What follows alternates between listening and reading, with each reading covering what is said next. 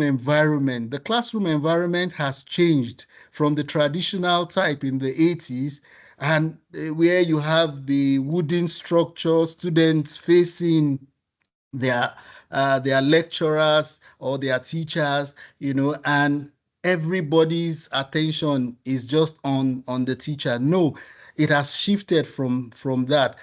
It has shifted to a classroom where you now have students clustering together. So you have round tables, you have rectangular tables, you have tables that are designed specially to ensure that students engage properly.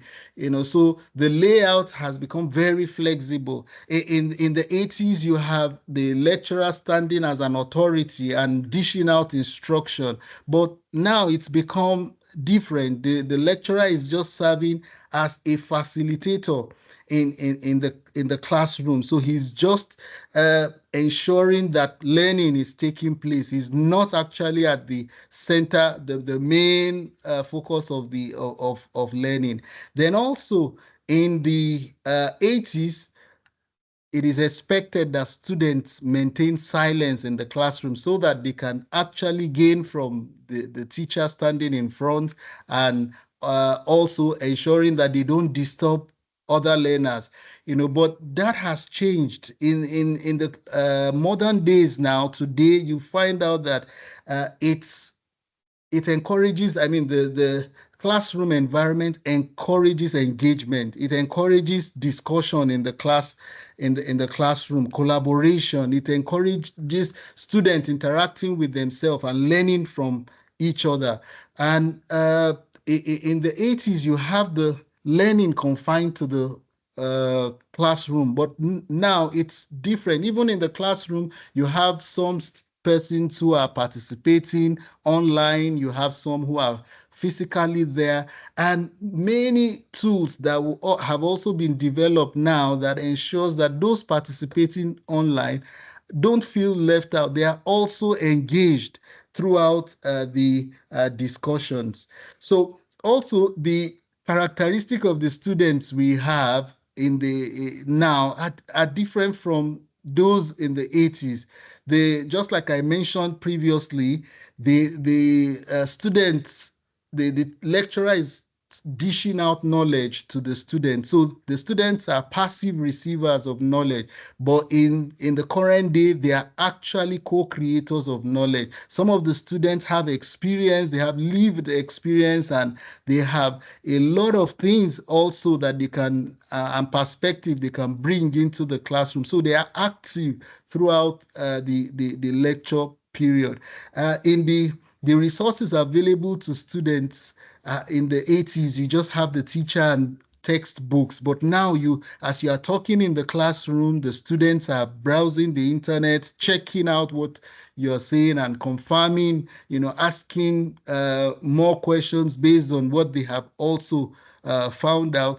So in the 80s, you have this there's no access to the global perspective that much by the students, but now you have students who, from without even traveling anywhere, they know what is happening in the US, they know what is happening in Canada, they know what is happening in different parts of the world. So they bring that global perspective into the classroom. In the 80s, you have minimal access to technology, but now these students now are very, very vast when it comes to digital technology. Some of them have smartphones and different types of gadgets that they use. So artificial intelligence, just like we know, there are systems actually that are developed to take on tasks that human beings typically will take, like reasoning, learning, problem solving, and even language processing. So there are various tools that have been developed to ensure that artificial intelligence can be utilized in education. So we have seen some of the artificial intelligence tools and adaptive technology tools used in games. We can now see that students can learn actually through games, well-designed and structured games.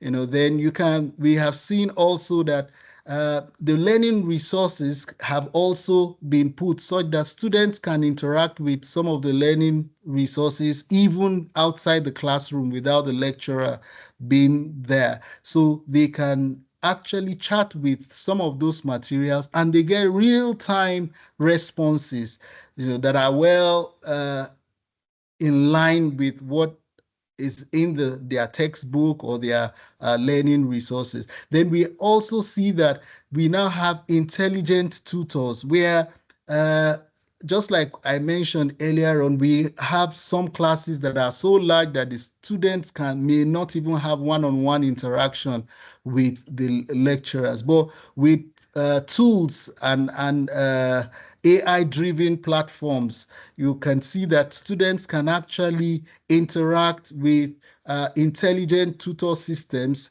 or tutoring systems that will ensure that they get real-time feedback rather than moving from one place to the other, trying to look for the lecturer to ask one question or the other. Then we can see that also today there are a lot of tools that persons that can actually adapt to that can make education adapted to the individual learner, such that you can have, for instance, such testing or assessment system developed in such a way that based on the stage in which the learner is, you can have questions that are at that stage given or directed to the student. And as the students continue to increase in knowledge, then the difficulty level of the questions that the student will be encountering will be increased.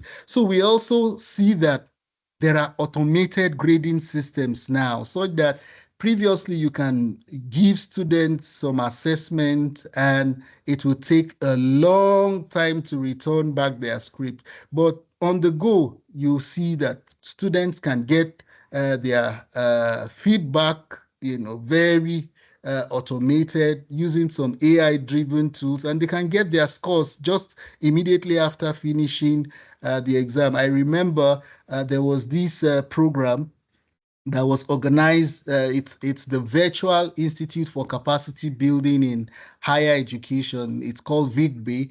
The program was organized for lecturers in Nigeria, and we had participants of over 2,000 participants. And you see that immediately you turn your assignments in, even though they are essay written, sometimes 12 pages of document, you receive the assessment score, you receive feedback on your write-up, and you see that this feedback are to a large extent very accurate. So you see that makes it doesn't make students to wait endlessly for, and it also help lecturers also to buy time. The time that would have been used for marking and grading can now be channeled to other activities, possibly activities that will help have more one-on-one time with students.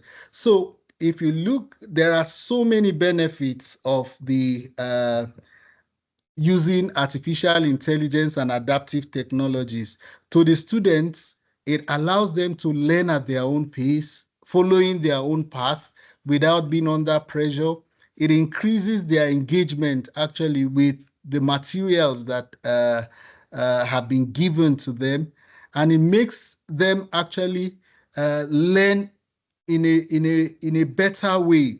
And students also will easily identify. It can actually, the systems can be designed in such a way that it can identify areas that students need to improve on. Then for the instructors, it can also provide a lot of data, as students are engaging with the platforms, the AI-driven platforms or adaptive technologies.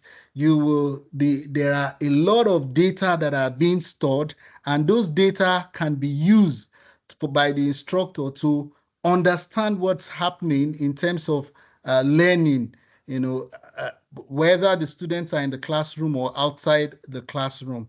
Then it also allows the use of, just like I mentioned, the lecturer will have more time if the systems can automatically grade and automatically give feedback. Then also with the data received, the instructors or the lecturer can actually intervene where there are issues, can know very difficult areas in their course materials or topics that needs more attention in class. Then the feedback can also help lecturers to improve on their content.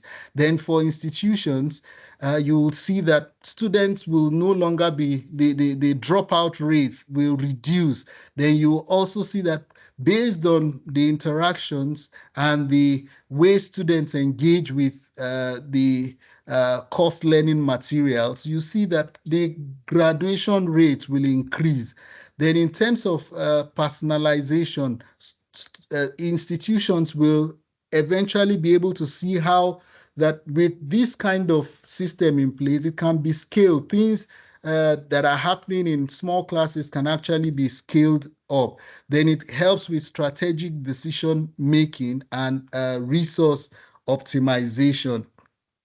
Now, there have been several studies that have reported increase in student engagement as a result of the utilization of artificial intelligence enhanced learning tools. So when digital skills are actually engaged, you will see that students, because they are already digitally inclined, they become more curious. You see students become they become more motivated as a result of the reduced time in getting feedback. So when they interact with some of these learning resources, you see that when they ask questions, they get the feedback on time. So they get motivated to continue uh, uh, progressing with their learning. And students actually take ownership of their own studies. We also found out that students, it's been in several studies have actually confirmed that students using AI personalized learning tools actually demonstrate higher learning gains than those that don't actually use it at all. You know, this is a particular case where uh, artificial intelligence was used to translate what the lecturer is saying in class to the Kenyan Sign Language. Some researchers at Maseno University in Kenya actually worked on this along with the Deaf School of the Deaf, and they were able to come up with this platform where, as you are speaking, this assistive technology, as a lecturer is speaking, the translation in terms of Kenyan Sign Language is being projected to the deaf students, and that has helped to increase accessibility to education. So these are some of the examples, and I really appreciate the fact that this is happening in Africa, because sometimes we think these things are coming all from the West, but you can see that even in Africa, the adoption rate, despite the challenges, is increasing, is fast increasing, and we need to be intentional to ensure that the adoption rate continues to increase because of the impact it has on student outcomes in terms of employability. When students learn more, they have that capacity to be employed upon graduation. So this is one example. Another example is there's an organization called Robots Mali in Mali. So they have used ChatGPT, machine translation, and editors, human editors, to produce over 180 books that were produced in Barbara, a local language in Mali.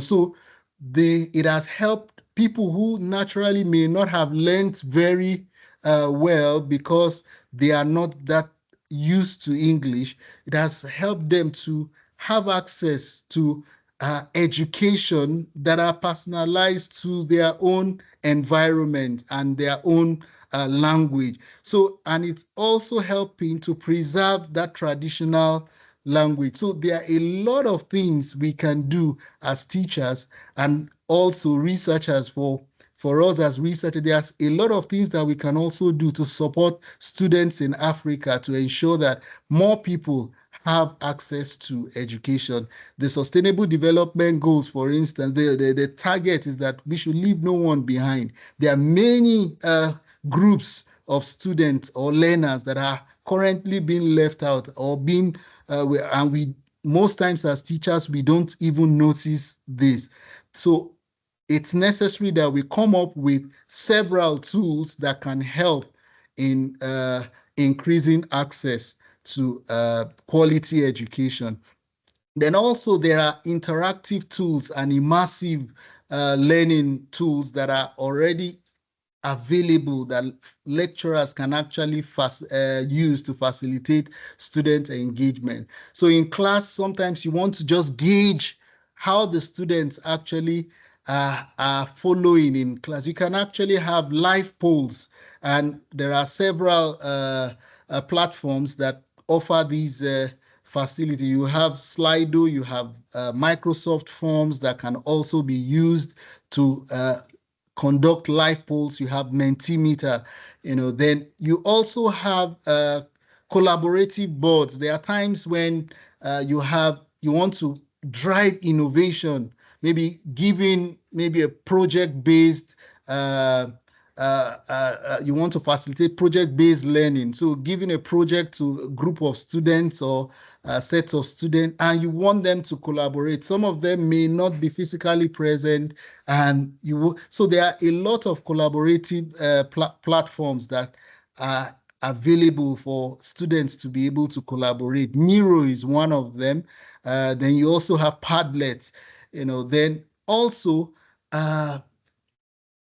augmented reality and virtual reality simulations have also been engaged to improve student participation in class, especially for the creatives. I remember there was this partnership that allowed one of our partners from Deakin's University in Australia to visit Covenant University, and they actually came with virtual reality uh, tools, and that happened as I think about 7 years ago in 2018, and with those tools, those students in the built environments were able to take their designs, their 3D designs into digital platforms such that with the virtual reality tool, they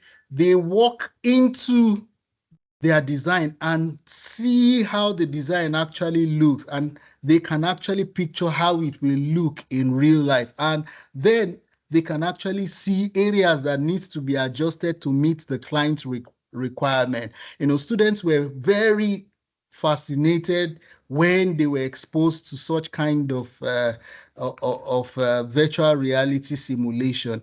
So these are things that can also be brought into our classrooms. Sometimes we may not have such facilities, but with collaboration, just like I mentioned, the collaboration we have with Deakin's University, that facilitated that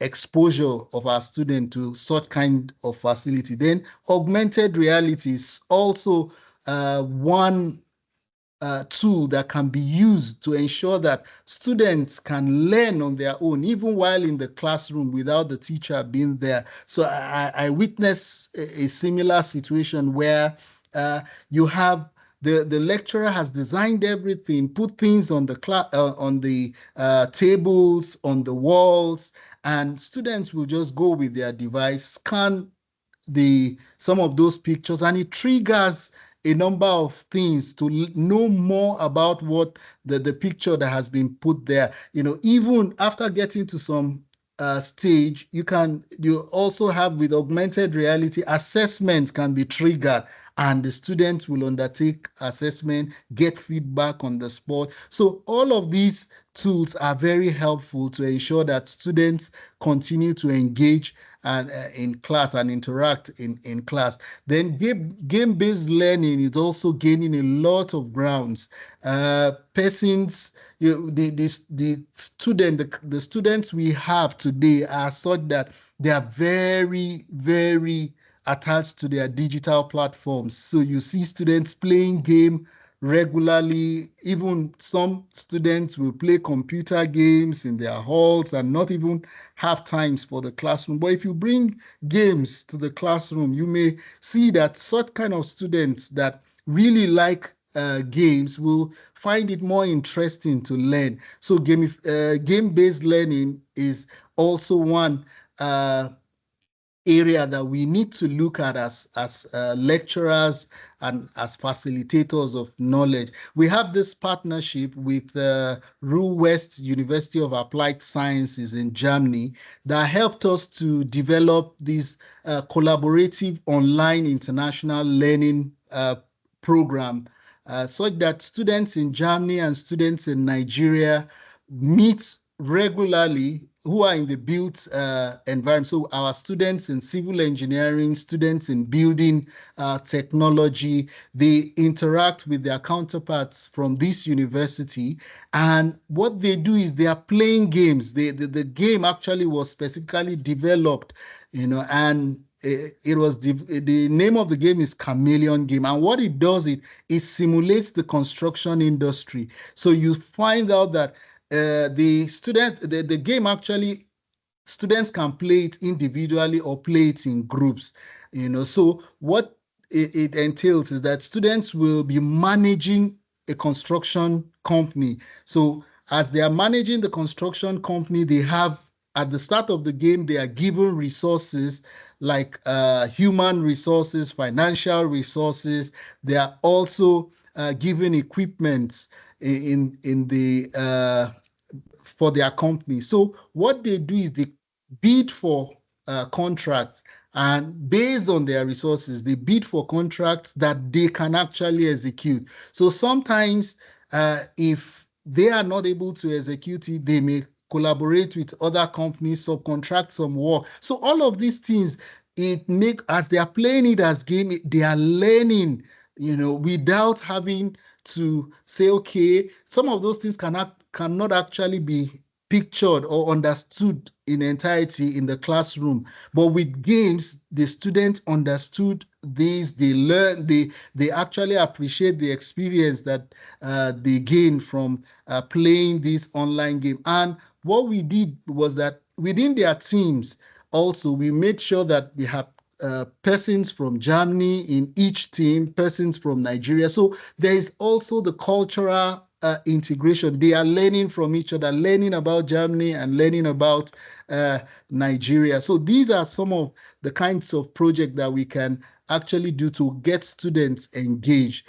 Then we are currently working on a funded project. The project is funded by the British Council. And what we are doing, we are collaborating with Nottingham Trent University to ensure that we develop, we call it a Spark tool. So it's smart, personalized, adaptive resource kit that will help students to be able to engage with their learning resources. So that resource kit is going to be a learning platform that lecturers will have access and students will have access. So lecturers will put their materials actually into the platform. And as with all the materials in the platform, it transforms those materials to interactive materials that students can ask questions, chat with the materials. They can actually take quizzes by themselves.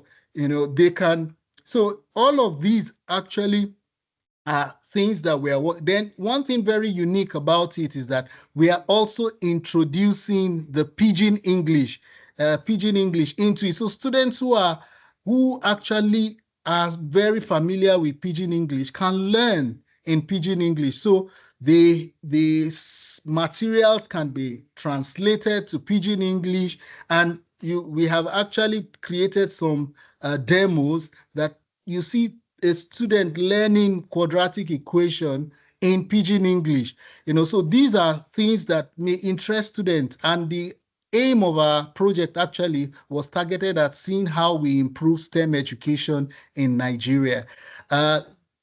Adoption of artificial intelligence driven tools actually require careful planning. So one of the things, the strategy to take is that it's necessary to select the tools with clear learning purpose. So it has to be well designed. The tool that will be selected needs to actually meet the learning objectives that has been set out in the course. Then also the stakeholders need to be well trained before the adoption or deployment of such tool. Then you also have to ensure that these tools will actually align with the curriculum goals. Then as much as possible, the data that gets collected as a result of the use of the platform needs to be reviewed constantly. And if adjustment needs to be made, such adjustment needs to be promptly made, such that it helps in the long run facilitating increased engagement with the course materials, and also the students will engage more with the adaptive technology that has been engaged. Then also lecturers and facilitators must ensure that they get feedback from students. And with those feedbacks, it's necessary to quickly intervene to ensure that things don't get out of hand, that they are proactive in their reaction. So in conclusion, um, I would like to say that the modern classroom is built in such a way that, or should be in such a way that adaptive learning systems are engaged, automated grading systems, AI-driven engagement tools, 24/7 learning support via artificial intelligence is so the learning is not confined only to the classroom. So you see that the learning has to be balanced in such a way that students can continue learning even after leaving the classroom. Then also customized lesson plans. Lecturers can actually engage with various artificial intelligence, like even ChatGPT, to design their lesson structure.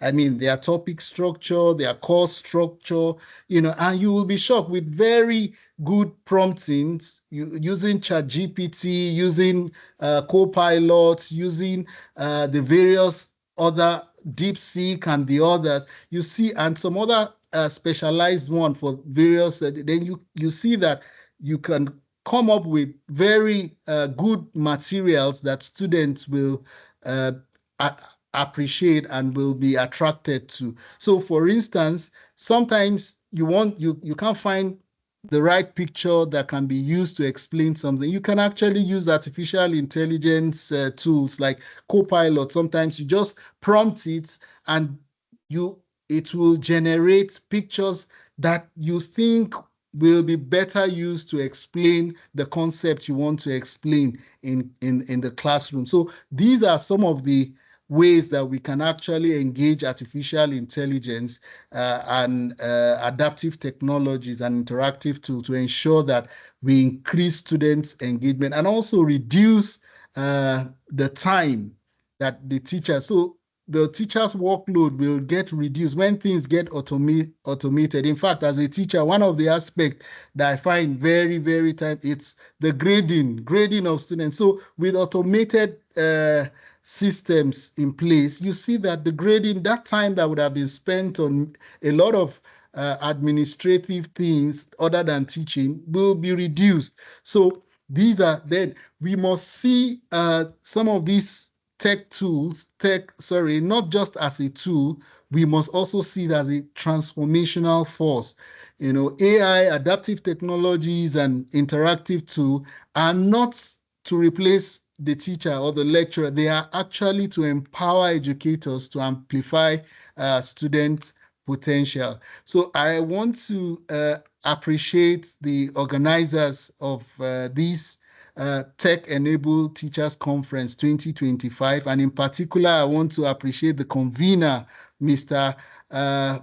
Rotimi Abiodun. Thank you very much for inviting me to facilitate this session. And also, I also want to appreciate my friend, Professor Samuel Move of Transport and Communication Institute in Latvia.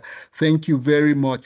I will end by saying by repeating this, that teachers are very important. There's a German proverb that says that a teacher is better than two books, and there's this American proverb that says, tell me and I'll forget, show me and I may not remember, involve me and I'll understand. So we must ensure that we involve our students, while teaching. We must involve them. We must move from the traditional way of just dishing out knowledge, involve them as co-creators, and you'll be marveled at things that we can actually learn in the process as lecturers and teachers. Then as teachers, we also must understand the key role we play. A child who learns, the African proverb says, a child who learns is a child who builds. So if we want a country, a nation, a community that is progressive, we must also be intentional as teachers to inculcate that progressive mindset into the students. Thank you very much for your attention.